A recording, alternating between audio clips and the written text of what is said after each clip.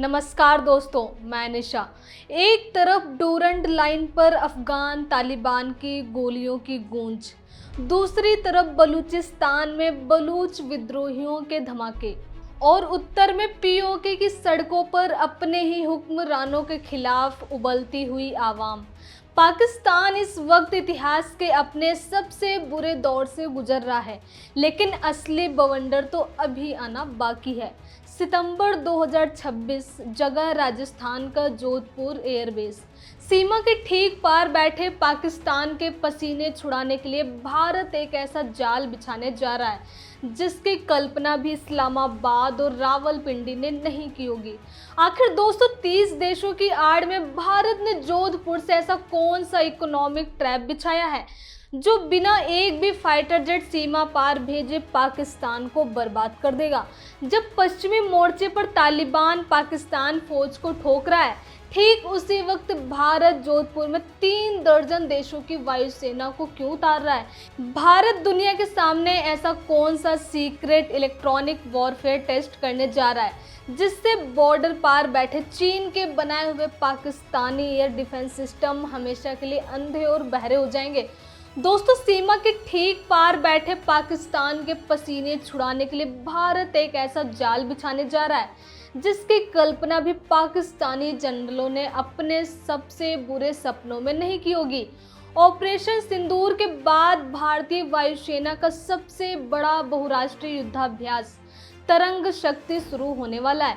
लेकिन अगर आपको लग रहा है कि ये सिर्फ एक रूटीन एयर एक्सरसाइज है, तो आप एक बहुत बड़ी जियोपॉलिटिकल तस्वीर मिस कर रहे हैं। भारत चीन की गोद में खेल रहे पाकिस्तान को घुटनों पर लाने की एक ऐसी डीप और साइलेंट स्ट्रेटजी एक्टिवेट कर चुका है जो दुश्मन को उसी के वजन तले कुचल देगी। भारत आखिर ऐसा क्या सीक्रेट करने वाला है जो रावलपिंडी की नींदें उड़ा चुका है? आइए आज इस पूरी रणनीतिक मास्टर क्लास और 30 देशों वाले चक्रव्यूह को डिकोड करते हैं। दोस्तों, समझने वाली सबसे पहली बात यह है कि न्यू इंडिया का गेम प्लान हवा में नहीं बन रहा। भारत बहुत ही कैलकुलेटेड तरीके से पाकिस्तान की वर्तमान कमजोरियों को वेपनाइज कर रहा है। आज का पाकिस्तान 3 तरफ से बुरी तरह से जल रहा है। पहला है पश्चिमी मोर्चा यानी डूरंड लाइन का दर्द। पाकिस्तान ने जिस तालिबान को दशकों तक पाल पोस कर अफगानिस्तान की सत्ता पर बैठाया था, आज वही तालिबान उसके लिए भस्मासुर बन चुका है। तहरीक ए तालिबान पाकिस्तान यानी टीटीपी को अफगान तालिबान का खुला समर्थन मिल रहा है। वो लगातार पाकिस्तानी सेना के चौकियों और कैंपों को उड़ा रहे हैं और डूरंड लाइन पर रोज भारी गोलाबारी हो रही है। पाकिस्तानी फौज का एक बहुत बड़ा और एलीट हिस्सा इस वक्त पश्चिमी मोर्चे पर बुरी तरह फंसा हुआ है। दूसरा है बलूचिस्तान का ज्वालामुखी। चीन पाकिस्तान इकोनॉमिक कॉरिडोर यानी सीपेक के नाम पर बलूचिस्तान के प्राकृतिक संसाधनों को बेरहमी से लूटा जा रहा है। इसके जवाब में बलूच लिबरेशन आर्मी ने पाकिस्तानी सेना और वहां मौजूद चीनी इंजीनियर्स का जीना हराम कर रखा है। और तीसरा मोर्चा है पीओके, जहां पूरी तरह से गृह युद्ध के हालात हैं। भयानक महंगाई, भूखमरी और दशकों के दमन के कारण वहां की आवाम सड़कों पर है। वो खुलेआम भारत के साथ जाने के नारे लगा रहे हैं और पाकिस्तानी रेंजर्स को अपनी ही जनता पर गोलियां चलानी पड़ रही हैं। दोस्तों, जब दुश्मन खुद अपनी लगाई आग में जल रहा हो तो उसे बुझने मत दो। भारत की स्ट्रेटजी एकदम क्रिस्टल क्लियर है। पाकिस्तान को एक भी पल का ब्रीदिंग स्पेस नहीं देना है। साउथ ब्लॉक अच्छी तरह जानता है कि पाकिस्तान का पूरा मिलिट्री फोकस इस वक्त अपने वेस्टर्न बॉर्डर और इंटरनल क्राइसिस पर है।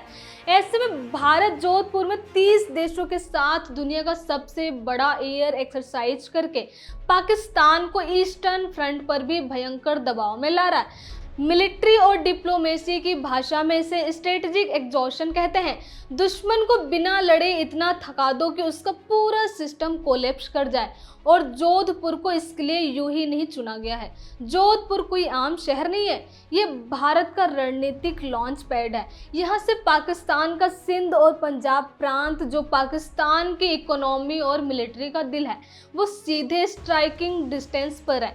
राजस्थान का विशाल रेगिस्तानी इलाका बिल्कुल वैसा ही बैटल ग्राउंड देता है जैसा किसी असली युद्ध में भारत और पाकिस्तान के बॉर्डर पर होगा। दोस्तों, अब जरा इस खौफनाक मंजर की कल्पना कीजिए, जब अमेरिका के F-35, फ्रांस के राफेल, जर्मनी के टाइफून और भारत के सुखोई और तेजस एक साथ जोधपुर के आसमान में फॉर्मेशन फ्लाइंग करेंगे। जब इन 5th जनरेशन और 4.5 जनरेशन फाइटर जेट्स के इंजन्स की सोनिक बूम गूंजेगी तो उसकी थरथराहट लाहौर और कराची के रडार्स पर क्या साइकोलॉजिकल इम्पैक्ट पैदा करेगी, इसका अंदाजा लगाना मुश्किल नहीं है। यह एक प्योर साइकोलॉजिकल वॉरफेयर है। दोस्तों, पाकिस्तान को यह डायरेक्ट मैसेज जाएगा कि अगर उसने बॉर्डर पर कोई भी हिमाकत की तो भारत अकेला नहीं है, पूरी दुनिया की टॉप एयर फोर्सेस उसके साथ कंधे से कंधा मिलाकर खड़ी है। रिपोर्ट साफ बताती है कि ऑपरेशन सिंदूर के बाद पाकिस्तान का मिलिट्री एस्टेब्लिशमेंट पहले ही भारी बैकफुट पर है। रावलपिंडी में एक अजीब सा खौफ बैठ गया है। तरंग शक्ति इस बात का ओपन डिक्लेरेशन है कि भारत का अग्रेशन अब कोई टेम्परेरी रिएक्शन नहीं बल्कि उसकी परमानेंट स्टेट पॉलिसी बन चुका है। दोस्तों, भारत अब डिफेंसिव मोड में नहीं खेलता, भारत अब प्रोएक्टिव खेलता है।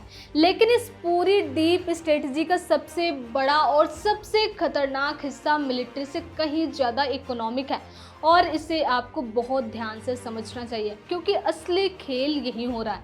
पाकिस्तान इस वक्त कंगाले की बिल्कुल आखिरी कगार पर खड़ा है। उसका फॉरेक्स रिजर्व मुश्किल से कुछ हफ्तों के इंपोर्ट के लायक बचा है। उसकी पूरी इकोनॉमी IMF के सख्त शर्तों वाले बेल आउट पैकेजेस और चीन के डे ट्रेप वाले महंगे कर्जों पर वेंटिलेटर के सहारे सांस ले रही है। दोस्तों, अब जब भारत अपनी सीमा पर 30 ग्लोबल पावर्स के साथ इतना विशाल युद्धाभ्यास करेगा तो पाकिस्तानी सेना चैन से अपनी बैरकों में नहीं सो सकती। इंटरनेशनल मिलिट्री प्रोटोकॉल और अपने खुद के डर के कारण पाकिस्तान को मजबूरन अपनी वायुसेना को हाई अलर्ट पर रखना ही होगा। उनके F-16 और JF-17 को लगातार हवा में कॉम्बैट एयर पेट्रोलिंग करनी होगी। लड़ाकू विमानों को 24 घंटे उड़ाने, अर्ली वार्निंग रडार्स को फुल कैपेसिटी पर चालू रखने और इन्फेंट्री को बॉर्डर पर कॉम्बैट रेडी रखने में हर दिन करोड़ों डॉलर्स का एविएशन फ्यूल और रसद खर्च होती है। एक आधुनिक फाइटर जेट को 1 घंटे उड़ाने का खर्च लगभग 25 से 30 हजार डॉलर आता है। दोस्तों, जरा कैलकुलेट कीजिए कि जब कई हफ्तों तक तरंग शक्ति अभ्यास चलेगा तो पाकिस्तान को अपने कितने फाइटर जेट्स हवा में रखने पड़ेंगे।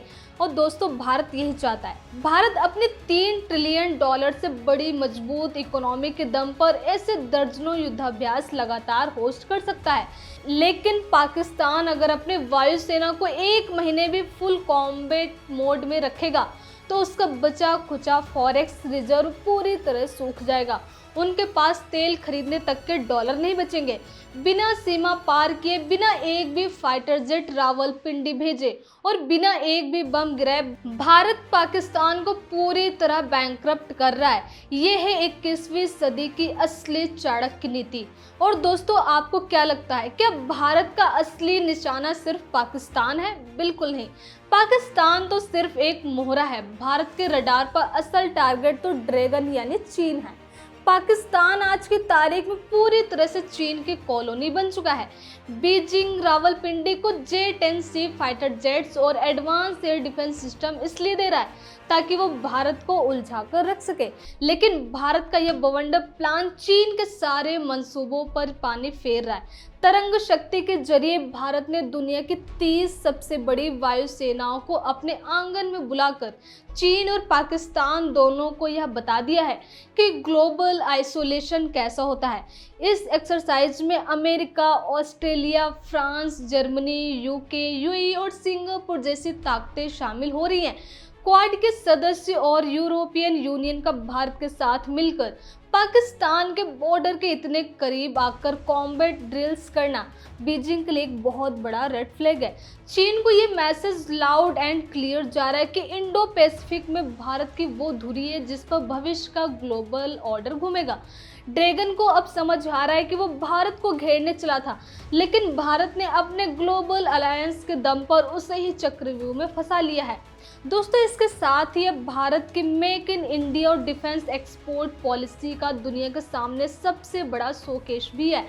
दुनिया भर के टॉप फाइटर पायलट्स जब जोधपुर आएंगे तो उनके सामने भारत का स्वदेशी तेजस, प्रचंड लाइट कॉम्बैट हेलीकॉप्टर और अस्त्र मिसाइलें सेंटर स्टेज पर होंगे। भारत दुनिया को यह दिखाना चाहता है कि वो हथियारों के लिए किसी दूसरे देश पर निर्भर रहने वाला सिर्फ एक बायर नहीं है, बल्कि वो खुद एक रिलायबल और हाई टेक डिफेंस एक्सपोर्टर बन चुका है। जब दुनिया के बेस्ट एयर फोर्सेस के पायलट्स भारत की धरती पर भारतीय रडार्स और एवियोनिक्स के साथ ऑपरेट करेंगे तो तेजस और प्रचंड जैसे मेड इन इंडिया प्लेटफॉर्म्स के लिए ग्लोबल मार्केट के दरवाजे अपने आप खुल जाएंगे। इसके अलावा इंटरऑपरेबिलिटी भी एक बहुत बड़ा फैक्टर है। अगर भविष्य में टू फ्रंट वॉर यानी चीन और पाकिस्तान के साथ एक साथ युद्ध की नौबत आती है तो भारत को मित्र देशों के साथ तालमेल बिठाने में एक सेकंड का भी वक्त बर्बाद नहीं करना पड़ेगा। सबकी कम्युनिकेशन प्रणालियाँ, कॉम्बैट टैक्टिक्स और स्ट्रेटजी पहले से ही एक पन्ने पर होंगे। दोस्तों, आज के जमाने का युद्ध सिर्फ हवा में उड़ाने वाले जहाजों और बम गिराने तक सीमित नहीं है। तरंग शक्ति में भारत जो सीक्रेट और नेक्स्ट जनरेशन चीजें टेस्ट करने वाला है वह कन्वेंशनल वॉरफेयर के डेफिनेशन को बदल कर रख देगा। भारत अपने स्वार्म ड्रोन तकनीक को इस एक्सरसाइज में बड़े पैमाने पर रिफाइन करेगा। स्वार्म ड्रोन्स यानी AI से लेस मल्टीपल ड्रोन्स का वो झुंड जो एक साथ किसी भी टारगेट पर अटैक करता है और जिसे रडार्स आसानी से पकड़ नहीं पाते। ये वही तकनीक है जिससे भविष्य में पाकिस्तान के न्यूक्लियर ठिकानों या क्रिटिकल रडार स्टेशनों को बिना किसी भी भारतीय पायलट की जान जोखिम में डाले पलक झपकते ही तबाह किया जा सकता है।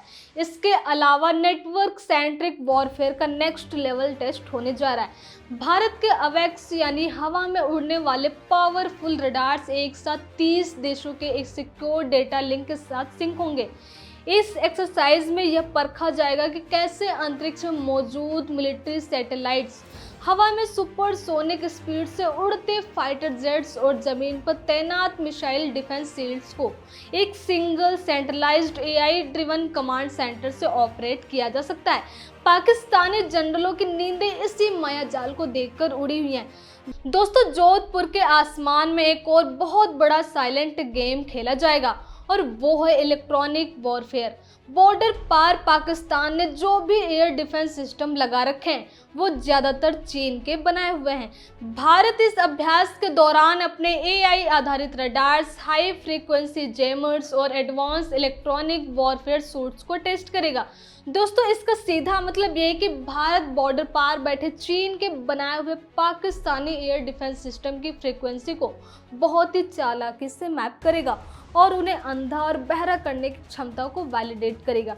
दोस्तों, सोचिए, जिस चीनी सिस्टम पर पाकिस्तान अपनी सुरक्षा का झूठा दावा करता है, भारत उसकी डिजिटल कुंजियां तरंग शक्ति के दौरान ही हैक और डिकोड करने की प्रैक्टिस कर लेगा।